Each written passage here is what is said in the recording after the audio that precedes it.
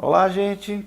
Vamos dar início ao 35º ano de trabalho no Sempre um Papo. E eu não vou nem falar muito, eu quero colocar meu queridíssimo Walter Ugumãe na tela. Afonso, boa noite, olá. Antes de mais, parabéns por esse projeto, parabéns a você, porque o Sempre o Papo, sendo uma equipa, é uma continuidade sua, é uma resistência, é um sonho seu, então, sobretudo o seu. Então, parabéns, muitos parabéns por essa idade, isso já é muito mais do que uma simples maioridade, isso já é um projeto que é um senhor projeto. Ô, Walter, você não Sabe sabe? que eu lembro muito quando você fala de gente que já passou todo mundo aí, assim, quem estava vivo, não é? Sobretudo na É. língua portuguesa, quem estava vivo passou aí, quem não passou aí deve estar até hoje esperando, chorando que você se lembre de convidar, porque teve Saramago, não é? Teve tudo aí, do Brasil, Adélia Prado. Sempre fico meio impressionado quando pessoas conhecem esses mitos da literatura brasileira que às vezes para mim, para nós aqui que vivemos mais longe, essas figuras ficam tão distantes, tão inacessíveis, que eu fico assim meio, eu fico muito impressionado. Você conheceu a Adélia Prado, você tocou na Adélia Prado. E então, sempre um papo tem isso, né? Tem essa memória desses abraços, desses encontros incríveis com essa constelação divina. Por isso, parabéns Obrigado, querido. por esse trabalhão gigante. Alegria demais, não só de tê-lo aqui abrindo essa temporada do 35º ano, como também tê-lo como um amigo. Isso para mim, Ah, eu você digo acha que eu sou sempre seu amigo, que Afonso? eu tenho dúvidas, mas eu quero crer que sim. É, eu acho que eu fico brincando que esse é meu patrimônio. Meu patrimônio de verdade é esse. É os amigos que eu amei alhei por essa vida fora aí, as histórias que foram construídas, os laços que se fizeram e laços que foram mantidos, né? Isso é que é bom. Tantas e É, tantas, mas você você é falou muito da Adélia. paciente, eu acho. Você resiste muito, trabalha muito todo dia, muito intensamente perto de escritores. Você não ganha nem alergia.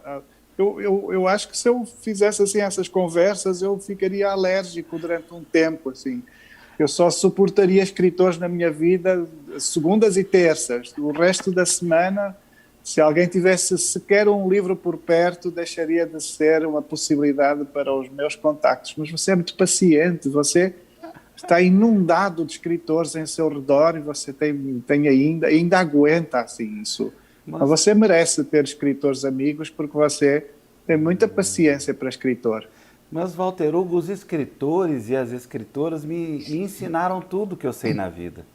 Esses 6.000, 7.000 eventos que eu já fiz na vida aí, eu aprendi tudo com eles. Eu não tenho outra plataforma de referência a não ser a cabeça, a sua cabeça.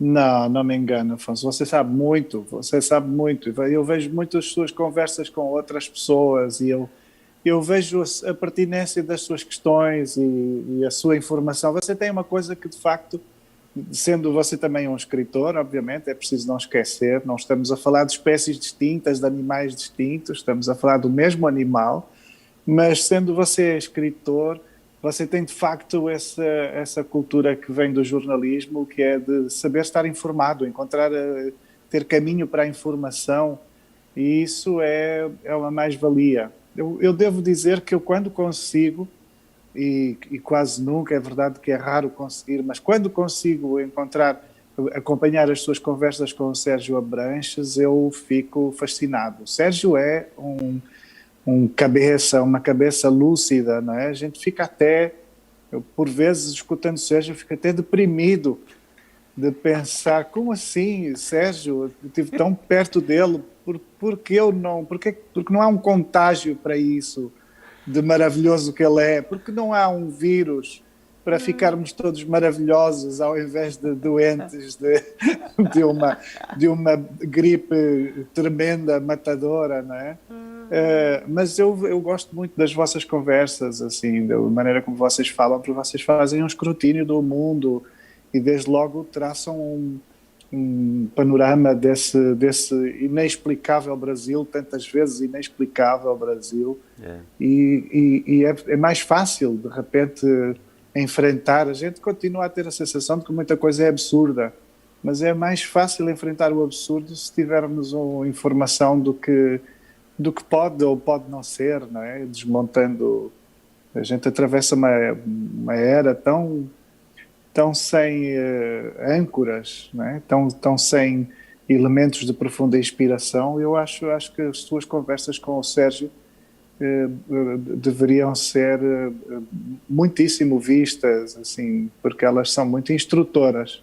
Então você não aprende nada com os escritores, você ensina, você não precisa me enganar, porque eu já sei, já estou acompanhando há uns anos, eu já descobri isso. O Sérgio, para quem não sabe, eu e o Sérgio fazemos todos os dias, de segunda a sexta, às 14 horas, no Instagram, no meu Instagram, que vai para o Instagram dele também, 15 minutos de papo, que a gente fala sobre atualidade, política, pandemia e tudo mais. E é um lugar que eu aprendo muito. O Sérgio, além, obviamente, de ser ser quem é, né, um acadêmico, um sociólogo, um especialista em meio ambiente, é um excelente escritor e, melhor ainda, ele é um grande leitor, viu, Walter Hugo? Ele é um grande leitor. E uma energia humana boa, não é? Assim, a gente sente, a gente a 200 metros de distância já entendeu, assim, a energia benigna do Sérgio Abranches, assim.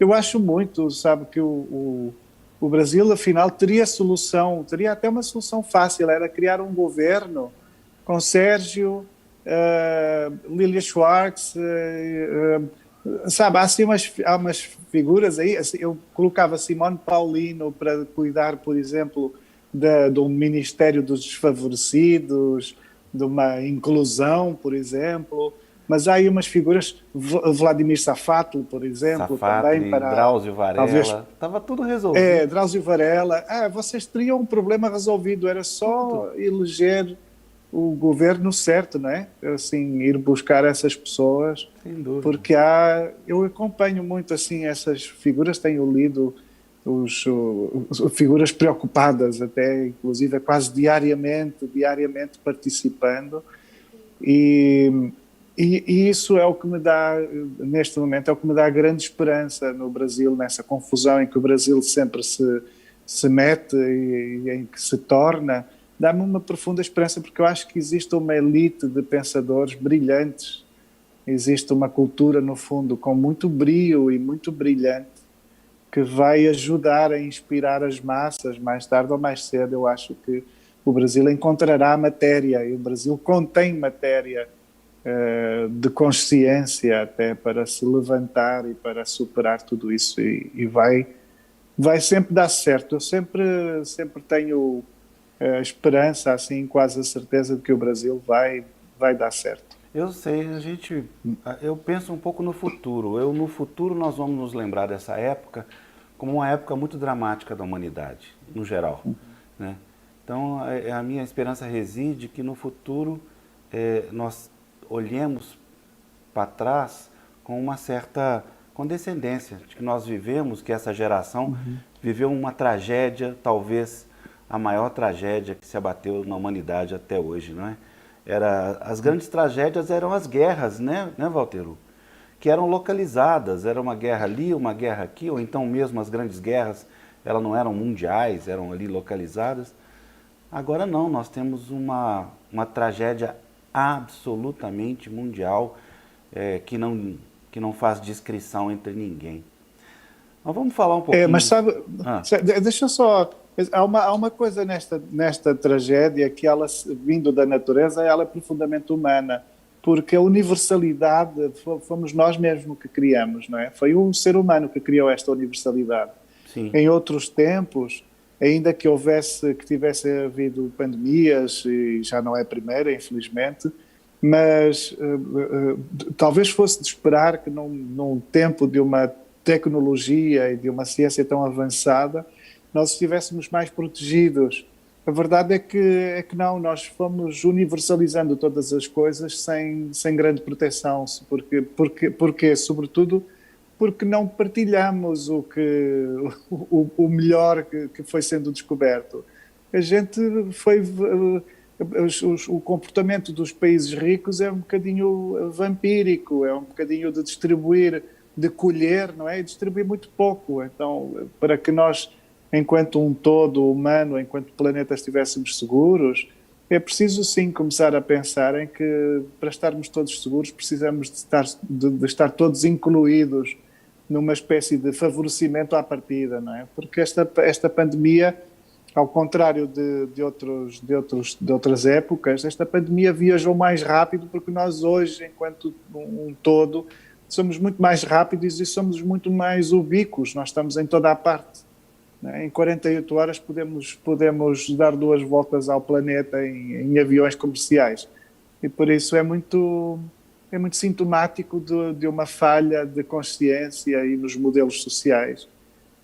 O facto de termos aberto o flanco e de estarmos desprotegidos.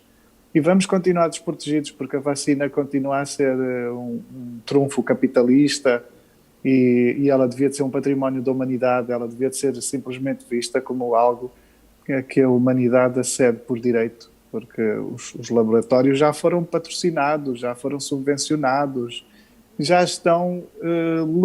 lucraram tudo o que seria expectável poderem lucrar. Neste momento as vacinas deviam de ser património de todos os países do mundo e deviam estar em produção em todos os lugares que se pudessem produzir. Por isso isto tem que ver com uma falha moral. Esta pandemia também é uma pandemia que vem de uma falha gravemente moral. As vacinas são disputadas a preço de ouro, né? Ou se é que o ouro já não perdeu a validade perto delas hoje em dia.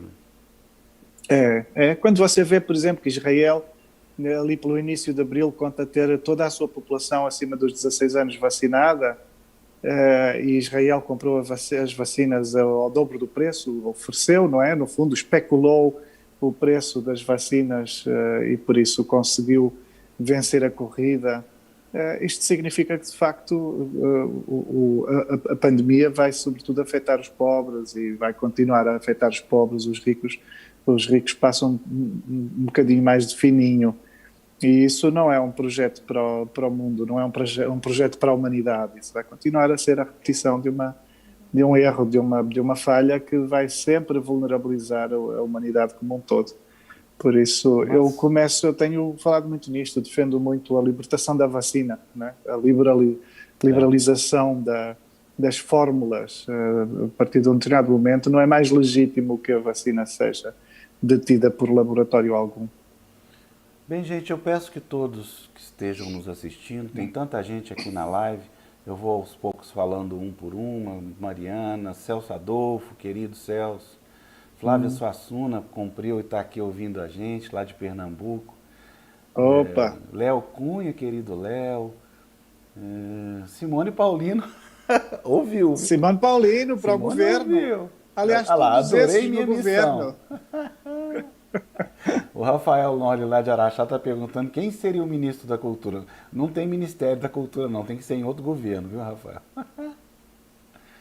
Que dê, Rafael. Eu peço, gente, que vocês estão nos assistindo, que se inscrevam no canal, curtam e, principalmente, se estão gostando, compartilhem, para que mais pessoas possam assistir a esse bate-papo.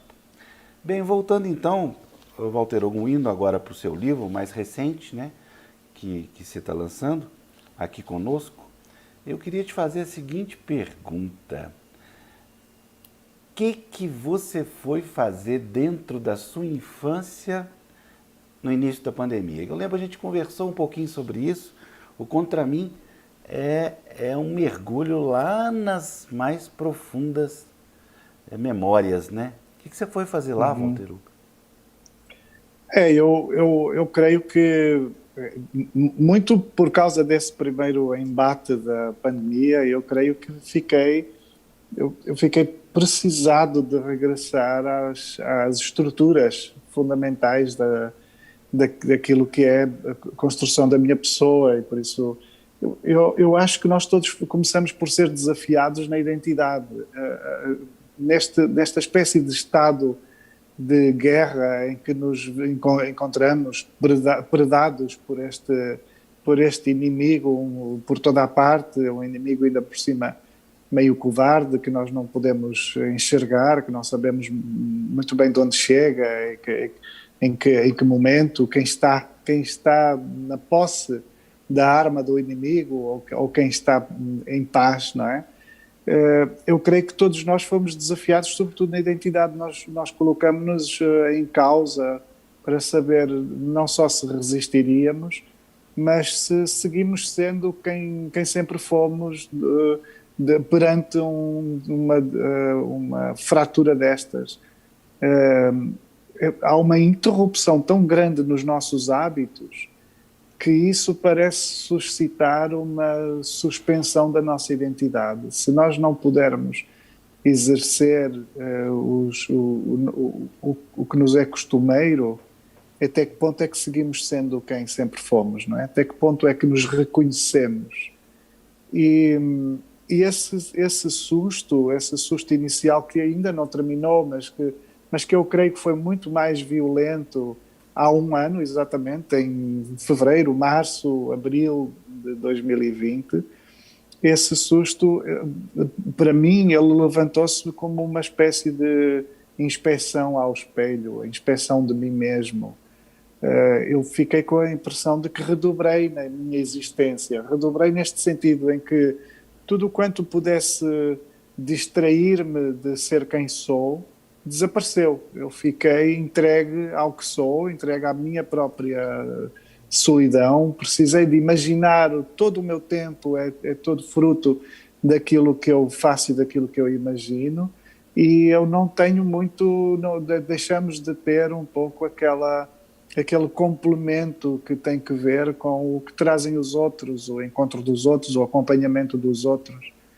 E por isso, de alguma forma, nós ficamos em superexposição perante nós mesmos. Nós somos super expostos diante dos nossos próprios olhos neste período de reclusão. E eu achei que eu precisava de lidar comigo como se fizesse uma espécie de caminhada de autorreconhecimento. E isso precisava de começar na infância, isso precisava de passar pela infância. Eu acho que nunca quis ser outra coisa que não aquilo que quis ser quando menino, ou seja, quando menino e eu percebi a magia das palavras, a possibilidade de inventar o meu próprio mundo a partir da imaginação falada, escrita, eu imediatamente quis ser um escritor, ainda que não soubesse dar-lhe nome, ainda que não pudesse acreditar que algum dia editasse livros, mas eu acho que sempre quis ser escritor.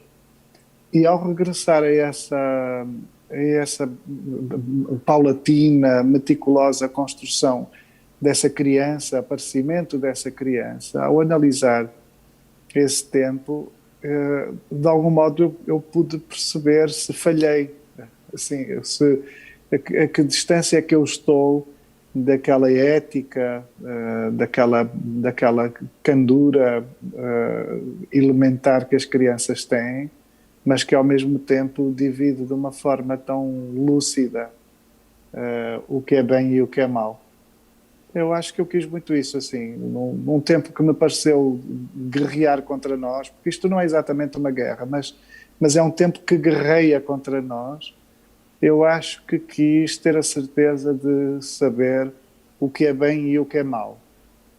Você viu, você nesse seu mergulho do Contra Mim, você previu ou esperou surpresas diferentes, como a natureza do medo modificada durante a escritura, como a descoberta e a redescoberta de uma memória? As memórias, elas são descobertas e redescobertas durante a vida, né? O que lhe ocorreu? Eu diria até que a memória foi acontecendo na construção deste livro, na escrita deste livro.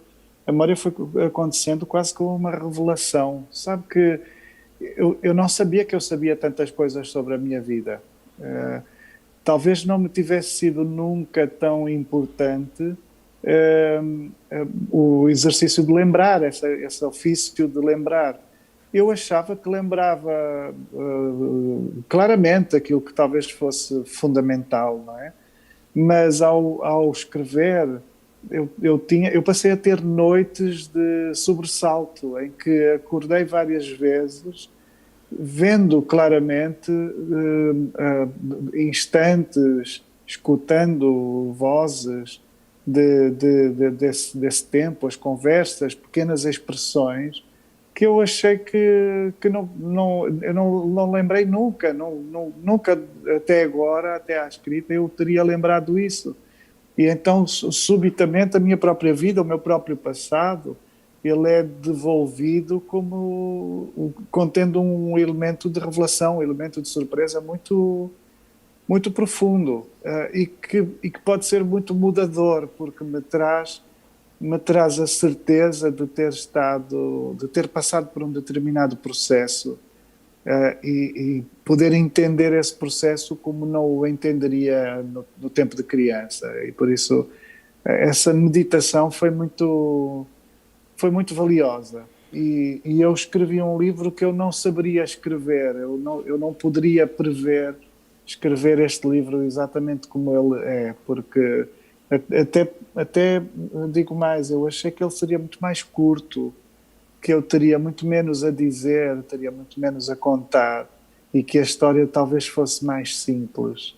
Mas à medida em que fui acumulando, em que fui recuperando algumas coisas, outras coisas foram-se seguindo. E eu até devo dizer que durante um tempo eu até conversei com a minha mãe, uma vez que eu estou confinado na casa dela, cuidando dela, eu conversei com a minha mãe sobre uma coisa ou outra, e depois parei um pouco de conversar, assim, parei um pouco de fazer uma certa intenção de pesquisa, porque eu entendi que aquilo que era muito claro no meu espírito nem sempre era muito claro no espírito da minha mãe. E eu correria o risco de, ao invés de escrever a minha memória, estar escrevendo a memória da minha mãe, que muitas das vezes se confunde entre os vários filhos que teve. E então é também muito interessante perceber que a memória pode ir até um determinado ponto, e ela, a partir de um determinado ponto, ela especula, não é? E essa especulação é também uma espécie de biografia, não é? É também biografia, porque ela acaba por produzir consequências, e nós somos resultado de muita coisa que eventualmente não foi bem assim, mas se inscreveu no nosso espírito como sendo assim, e a gente reagiu e pacificou de alguma forma aquilo como sendo da nossa própria identidade. A Então Mariana eu Porto gostei fez, muito de escrever isto. Mariana Porto fez uma pergunta aqui interessante.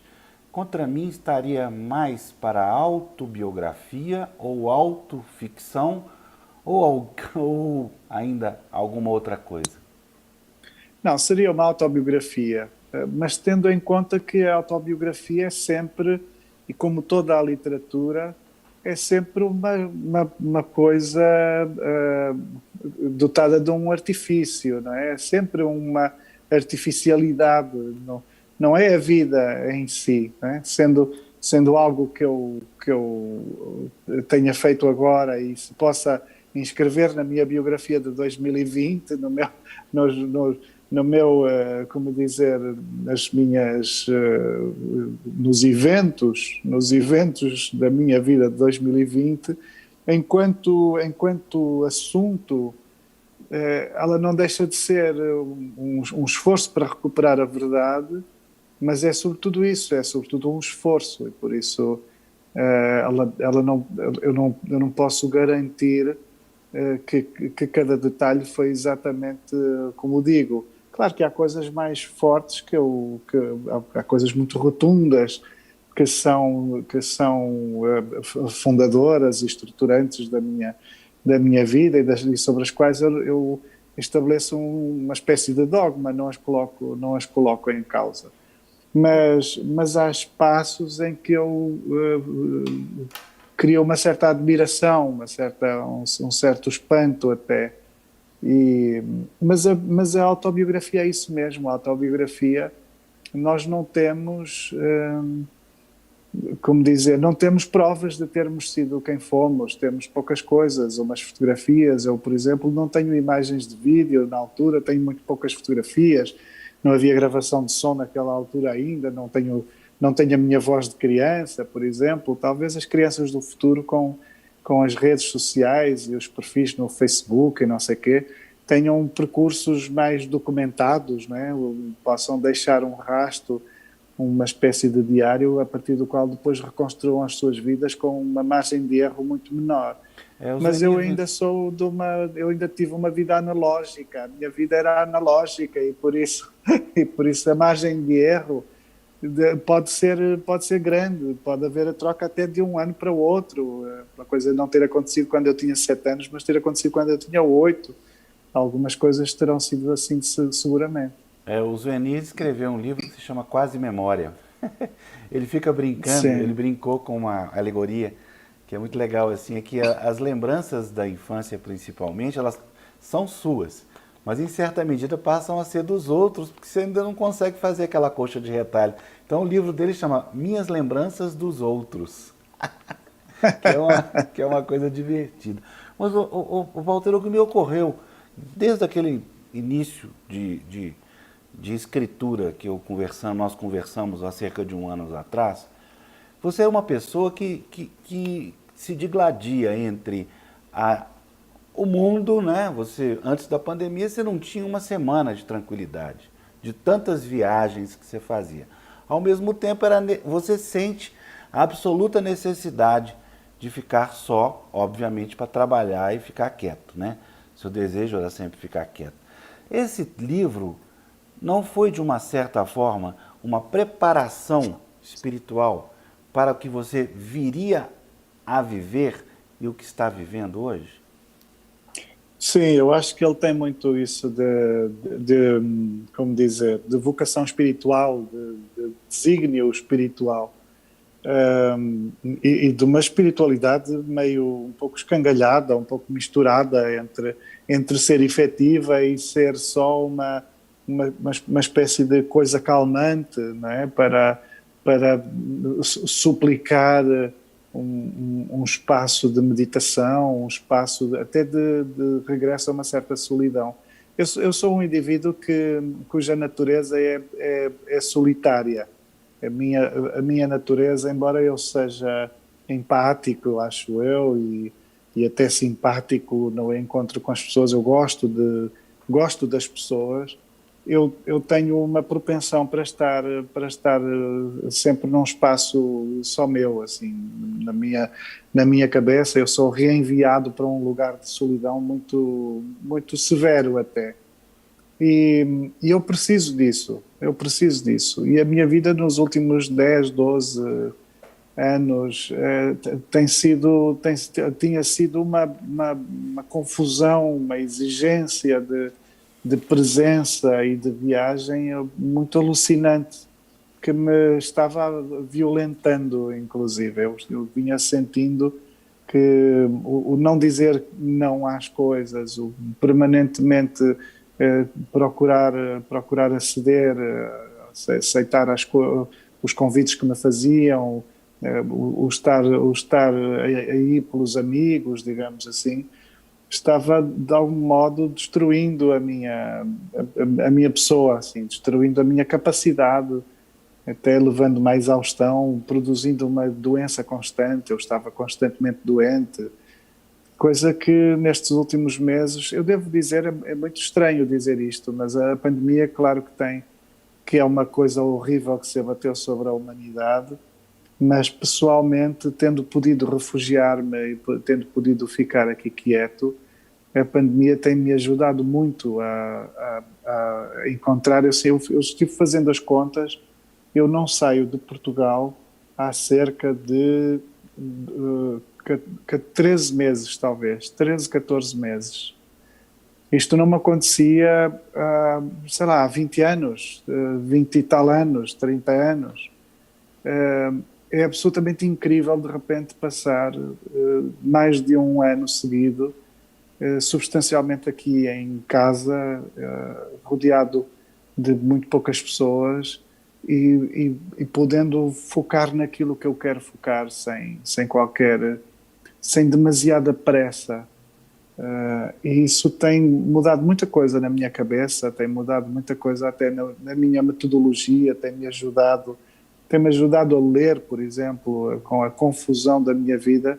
Eu estava a ler cada vez menos e lia apenas meia dúzia de páginas de cada livro, porque não conseguia nunca tempo para agarrar um livro continuamente, e depois nunca estava no mesmo sítio onde estavam os livros, porque eu chegava, pousava 40, 50 livros novos em cima da mesa e no dia seguinte estava do outro lado do mundo e trazia mais 30, 40 livros e depois estava outra vez no hemisfério sul ou ia para norte e os livros iam acumulando e eu nunca estava assim, quando eu pensava que ia ter 3 horas seguidas sossegado para ler um livro, eu não tinha nenhum livro comigo e sobretudo nunca tinha o livro que eu queria ler.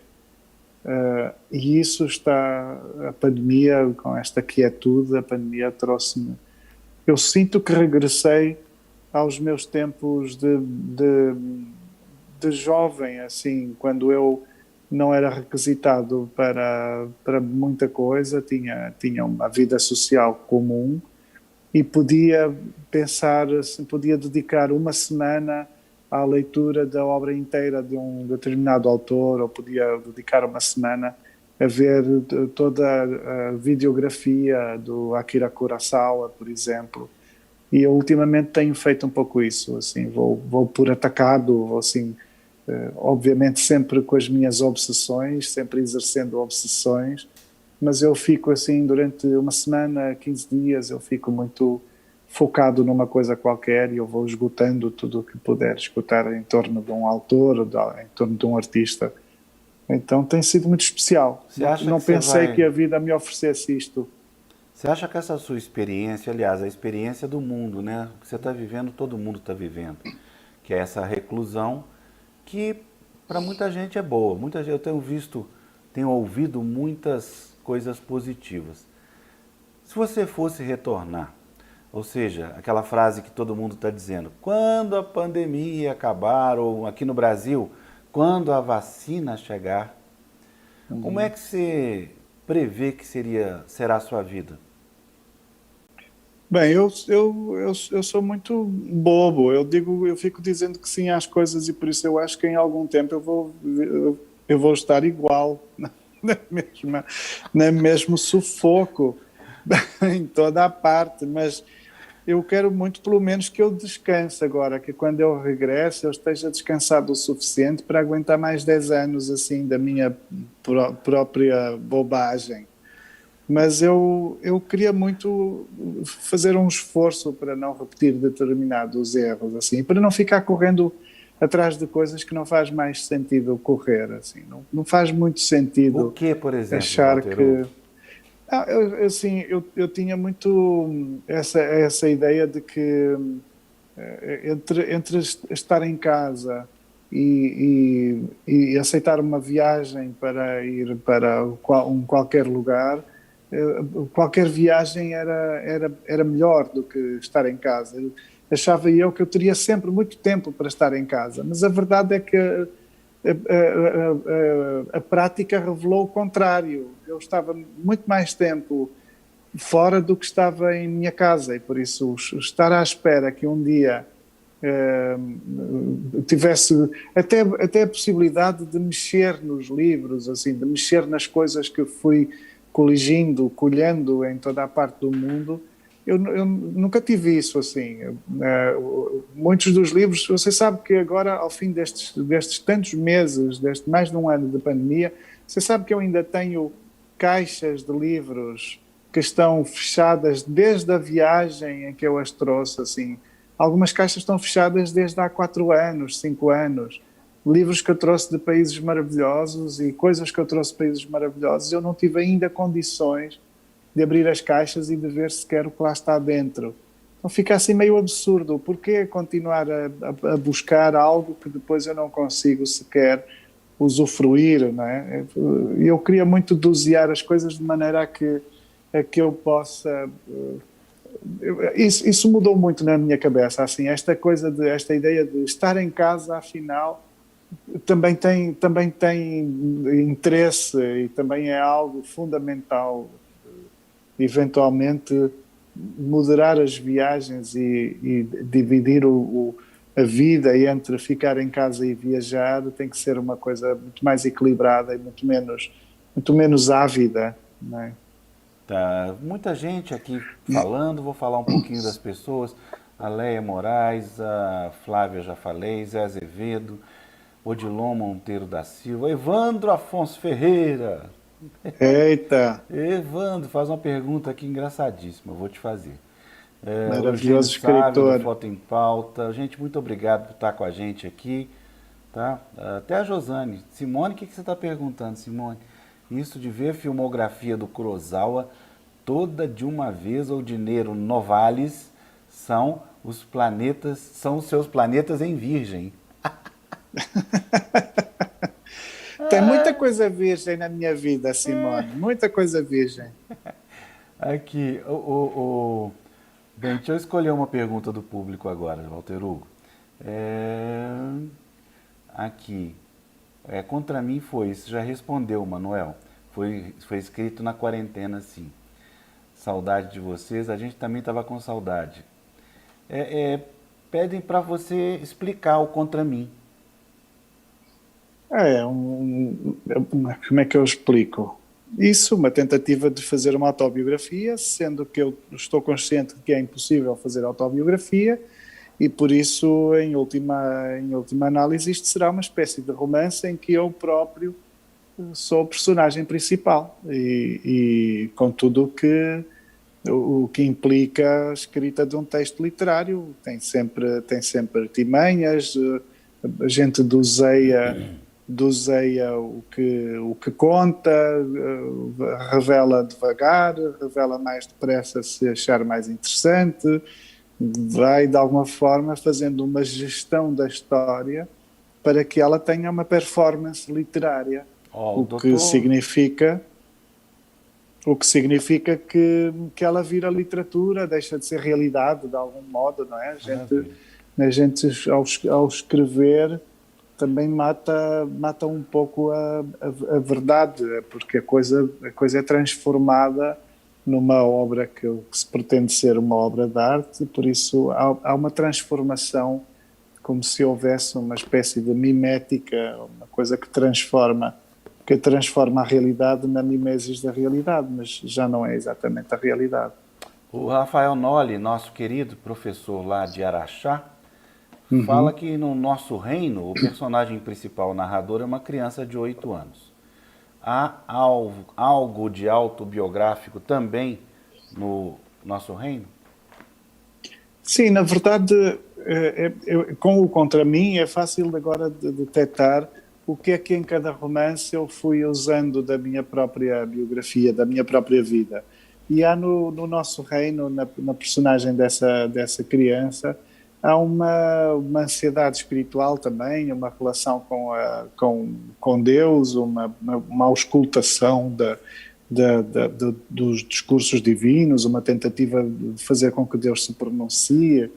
E isso tem que ver com a minha própria infância. Aliás, quando eu escrevi O Nosso Reino, que é o meu primeiro romance, eu não sabia muito bem o que estava escrevendo. Eu achava que não queria... Quer dizer, não cheguei nem a achar, porque foi tão inelutável, ele foi escrito de uma forma tão inelutável, tão sem saber muito bem o que estava... Para que é que servia até, para que é que servia aquele texto, que eu fui seguindo só uma espécie de beleza das expressões, de beleza aflita das situações, mas eu achei que podia usar tudo, então eu usei coisas da minha infância, eu usei coisas coisas que são sentimentos da criança que eu me lembro de ser.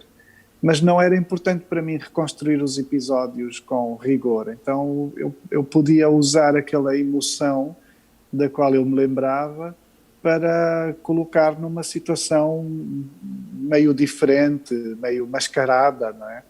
Eu diria que essa criança do meu primeiro romance, O Nosso Reino, é a mesma criança que eu fui, mas de facto mascarada. Assim, ela leva uma máscara que acontece não por uma vontade de a esconder, mas porque eu escrevi sem compromisso, não tinha obrigação nenhuma de fazer com que ela fosse mais verdadeira ou menos verdadeira. Ela ficou livre para ser aquilo em que se tornou, não é?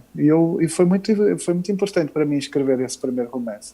Eu não queria escrever romances, eu escrevia apenas poesia, e escrevi esse romance sem expectativa alguma, e eu precisei que fosse a própria editora, a Maria do Rosário Pedreira, que me dissesse que aquilo era um romance, porque eu não saberia nem classificar, não saberia nem dizer que estranho objeto era aquele que eu tinha acabado de escrever. E só a partir daí é que eu pus a hipótese de ter alguma capacidade para escrever ficção. Só depois de a Maria do Rosário Pedreira me dizer isso é ficção, isso é um romance, só depois é que eu pensei, talvez eu possa, assim, talvez eu saiba escrever um romance. Quando eu escrevi o segundo, quando eu escrevi O Remorso de Baltasar Serapião, aí eu já estava num estado de consciência completamente distinto. Aí eu estava mesmo gerindo palavras, movimentando palavras, como se de repente tivesse descoberto uma abundância que eu não previra nunca ter na minha vida. Assim, eu vinha do mundo avaro da poesia.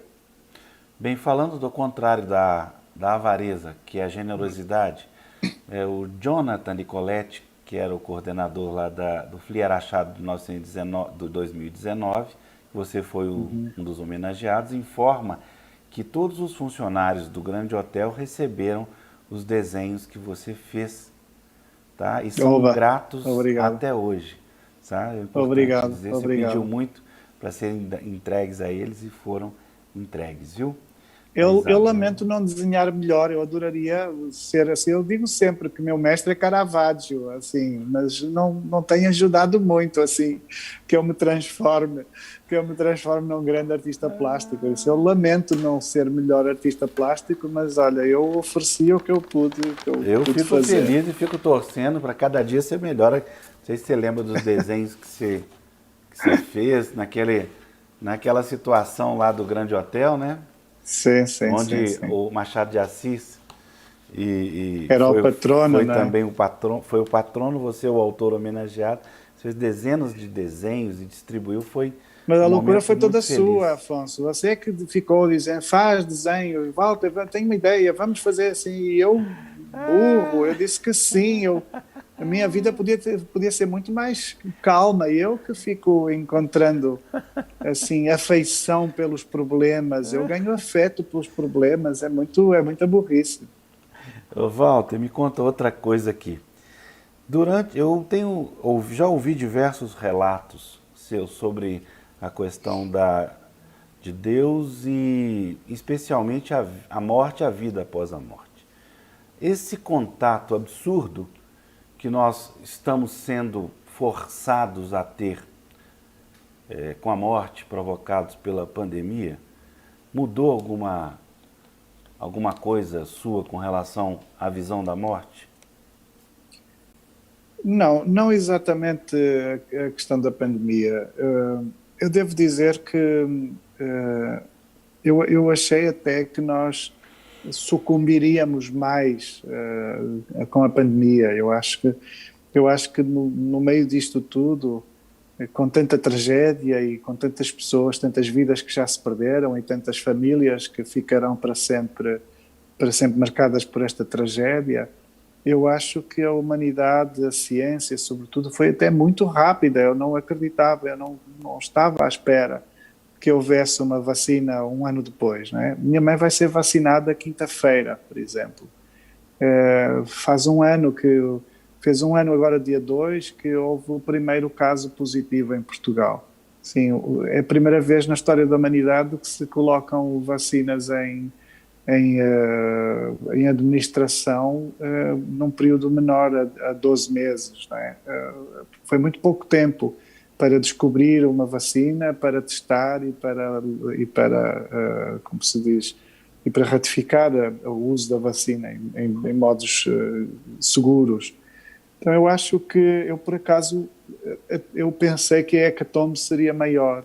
Eu temi que estivéssemos muito pior e que se tivessem perdido muito mais milhões de vidas, inclusive.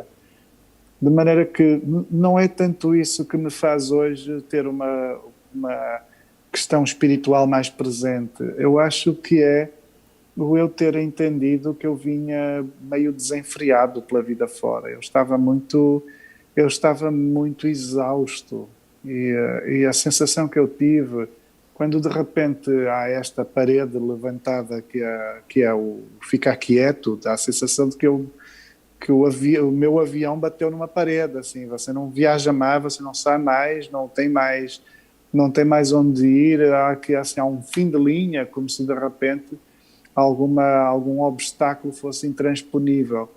E eu, quando isso aconteceu, eu tive a clara sensação de que poderia estar assim no fim de uma vida, assim, no fim que eu tenho idade suficiente para por algum motivo não existir mais no mês que vem, assim. Por que não? Porque eu haverei de envelhecer até aos 90 anos de idade, não é? Eu estou rodeado de gente, eu fui rodeado de gente, de amigos, inclusive, que morreram com 40, 42, 43. Que garantia tenho eu de que não estou também já um pouco perto de acabar? E isso tem mexido muito comigo, não pelo facto de me provocar medo, mas sobretudo por me levantar um desafio ético, assim, de consciência pessoal completamente distinto, que me dá vontade de reestruturar a vida e focar naquilo que é verdadeiramente mais importante. E então eu vinha fugindo, assim, toda a minha vida eu fui fugindo de acreditar, assim, não queria muito acreditar, não queria muito, talvez não quisesse nem as obrigações de acreditar. A gente, se acreditar, passamos a ter a obrigação de uma conduta muito mais atenta, não dá para ficar distraída, a consciência não permite determinadas distrações. E eu agora aceitei esse desafio, assim, aceitei esse compromisso, aceitei essa como dizer, enfim, esse julgo de acreditar em alguma coisa, e por isso eu estou mais limitado na minha liberdade. Não posso tudo, só posso dispor do lado benigno das ideias, não posso dispor do lado maligno das ideias. Eu gostei tanto dessa sua referência a uma ubiquidade inexistente do ser humano. Estou aqui com essa palavra parada na memória da sua fala, porque a gente realmente, no cotidiano da gente, era uma coisa tão absurda. E eu me lembro muito bem da sua agenda, das suas falas com relação à sua vida agitada, e me identifiquei muito com ela naqueles tempos, porque eu fui muito solidário à sua sensação, como se você quisesse estar em todos os lugares ao mesmo tempo, né, Walter? E agora, nessa reclusão forçada, o que mudou na sua criação? Você tinha uma metodologia de escrever estabelecida em tempos agitados, é claro. Agora, recluso, isso ficou mais, digamos, interessante, criativo, ou você continua no seu fluxo normal? Não, há uma adulteração muito grande assim, nas coisas. Eu sinto que, de facto, eu regressei ao meu tempo de menino, quando podia fazer minhas listas e tinha tempo para fazer elencar coisas, desejos, elencar livros que eu quero ler, passar a ler com uma caneta na mão e ao invés de simplesmente sublinhar, passar num caderno as citações e ficar jogando com citações, e tudo cria mais ideias e os cadernos multiplicam-se. Eu comecei por achar que ia ter 2 ou 3 cadernos na minha mesa de cabeceira e já tenho 40 cadernos, e porque um é para uma coisa, outro é para outra coisa e é para outra coisa. Então parece que a cabeça se exterioriza, parece que é uma certa máquina que o cérebro contém e que ficava latente, ficava tácita na minha vida. Essa máquina de repente materializa nestes esquemas e nestas estruturas que eu vou anotando nos cadernos. E isso não faz com que eu escreva mais depressa, não, faz com que eu me sinta assim numa espécie de antessala de um lugar de escrita, como se eu estivesse a fazer uma academia qualquer para a literatura, não é? Como se eu estivesse de regresso a um tempo muito mais próximo da aprendizagem e num lugar muito mais gratificante de leitor e de espectador do que propriamente no lugar imediatamente do escritor ou do criador. Então, eu tenho escrito várias coisas, tenho inclusive aceitei 2 ou 3 pedidos para escrever textos para artistas e artistas plásticos, e por isso textos um pouco mais próximos do ensaio. E isso era algo que eu não conseguia fazer com satisfação, porque eu nunca conseguia estabelecer uma pesquisa, não conseguia tempo suficiente para fazer leituras bastantes para estar minimamente pacificado quando produzia uma opinião sobre uma obra de arte qualquer. Então eu ainda estou meio à procura de chegar novamente à ficção, mas com um entusiasmo cada vez maior. Sobretudo com a sensação cada vez mais intensa de que quando chegar o momento certo para repegar no meu romance novo, eu vou fazê-lo com a felicidade com que eu fazia há 12 anos. e que depois se foi perdendo, porque de facto tem sido tão difícil abrir espaço para escrever romances que o arranque da escrita, ou que a escrita dos romances é sempre passada por uma angústia tremenda, uma sensação de que não vai dar certo, que não vou ter sequer agenda para acabar um livro, e isso é absolutamente obsceno, eu diria até. É algo que eu combato muito, e é aquilo que talvez eu queira menos deixar regressar à minha vida, que é a sensação de que, pura e simplesmente, a vida não me dá tempo, a minha agenda não me permite ser escritor, mas obriga-me a ser uma espécie como dizer, de estampa oficial de um escritor.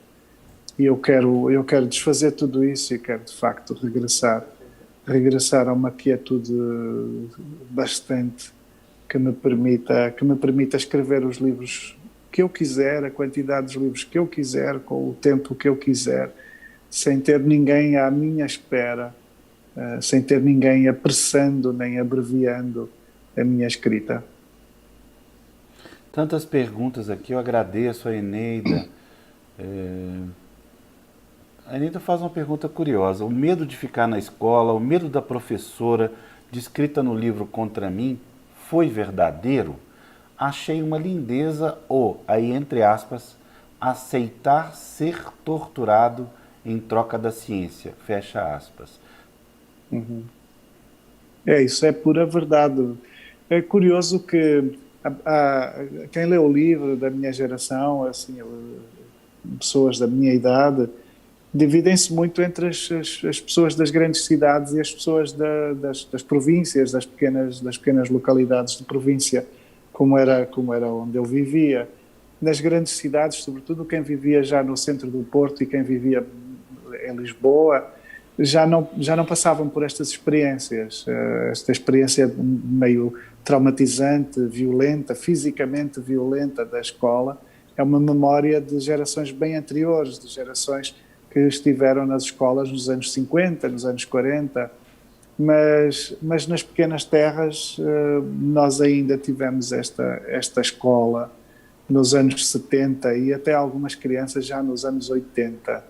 A escola feita como uma medição contínua de forças entre o mundo dos adultos, que era o mundo do juízo, e o mundo da estupidez profunda, que era o mundo das crianças. Eu lembro-me muito desta impressão, desta convicção que havia na sociedade de que as crianças eram um pouco mais do que uns animais que levariam muito, muito, muito tempo até aceder à condição plena da humanidade. Por isso, eram as crianças bichos estúpidos, dos quais não se esperaria grande brilho.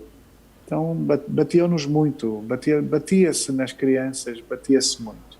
E essa crueldade, eu lembro-me muito eu era uma criança muito, como era muito medroso, e até hoje eu sou muito como dizer, muito dado à dor, ou seja, aquilo que provoca dor em mim provoca muita dor. Eu suporto muito pouco a dor. Qualquer coisa física que me possa causar algum dano, eu fico, não sou aquela pessoa que recupera imediatamente, uma coisa fácil, não, eu fico mesmo magoado, como nós dizemos aqui em Portugal.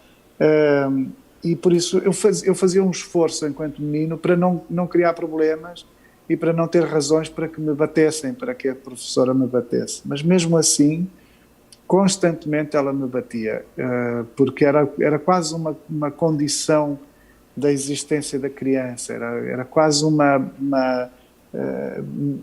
era algo simplesmente linear, fazia parte. Nós teríamos de ser batidos, nem que fosse para sabermos que éramos crianças e que tínhamos de obedecer cegamente àquela prepotência dos adultos. E lembro-me muito da maneira como nos batia com as canas, com umas canas muito finas de bambu, batia-nos com as canas atrás das orelhas, e lembro-me de sangrarmos, daquilo de nos fustigar de tal maneira que nos abria a pele atrás das orelhas e nós sangrávamos pelo pescoço abaixo e saíamos das escolas, muitos de nós, todos os dias, saíamos das escolas como se tivéssemos sido mordidos por vampiros, porque vínhamos com o fio de sangue ressequido no pescoço por sermos proibidos de nos limparmos e por sermos proibidos de levar a mão às orelhas, porque senão depois sujaríamos os cadernos e sujaríamos as coisas com que trabalhávamos. Então é assim um tempo um pouco inacreditável, não é? Que há tão poucos anos as crianças ainda fossem educadas desta forma. A Ira Nilce Cerqueira, diz que Ira Cerqueira. Estamos aguardando sempre seus livros, mas não se sinta cobrado. Nós somos apenas leitores apaixonados. Obrigado, Ira. Ira. Eu sei que você divide as suas paixões com outros escritores também, Ira. Eu sei, mas eu deixo.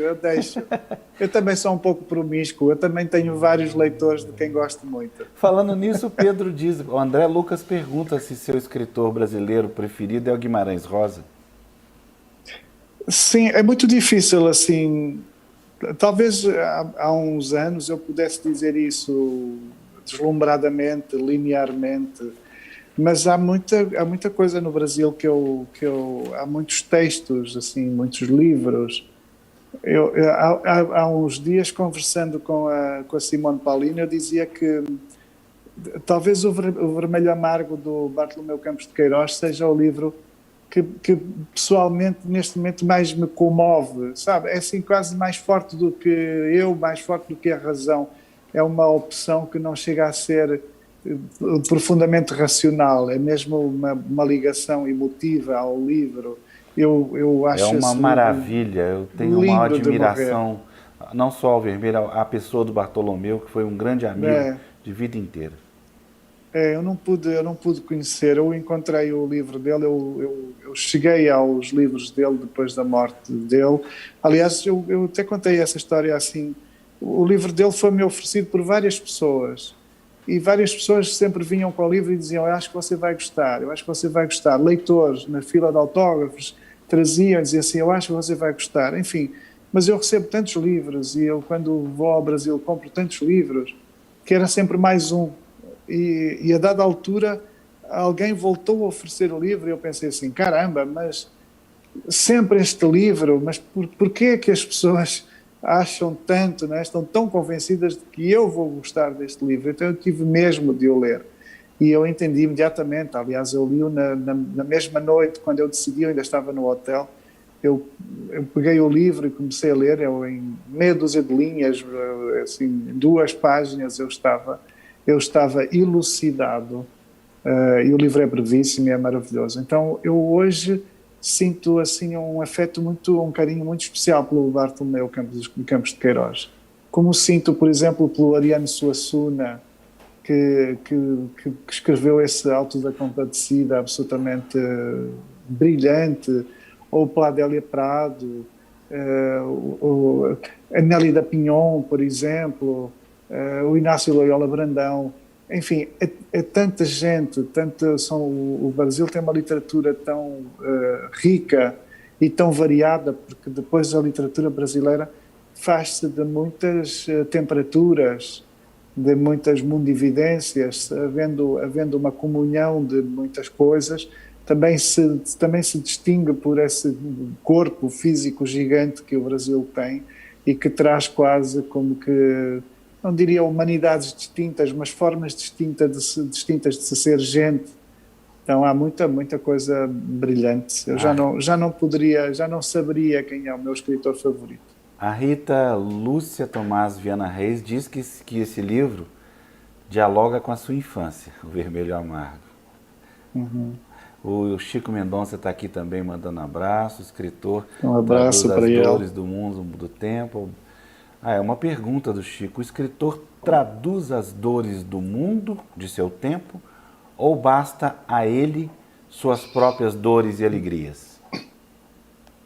Não, não basta. Eu acho que o escritor não procuraria comunicar se não buscasse uma universalidade, se não buscasse a identificação de um qualquer padrão ou de uma despadronização, se quisermos, das emoções e do que pode ser considerado humano.